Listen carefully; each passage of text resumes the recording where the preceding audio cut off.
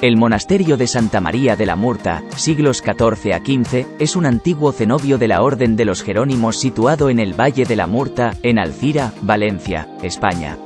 A lo largo de su historia fue un importante emporio de cultura y espiritualidad y centro de peregrinaje de la realeza, la aristocracia y de influyentes personajes religiosos.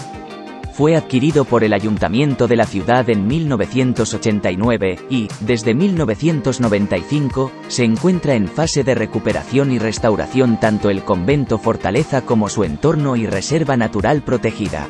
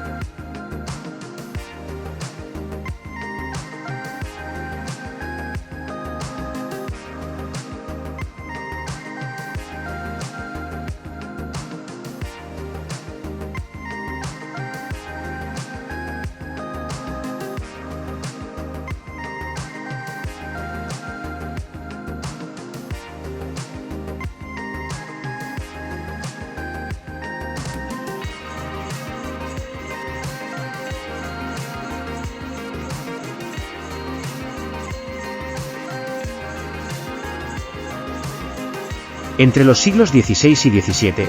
fue colocada una gran cruz de madera por los monjes jerónimos del monasterio, costeada por un cardenal del que no sabemos su nombre.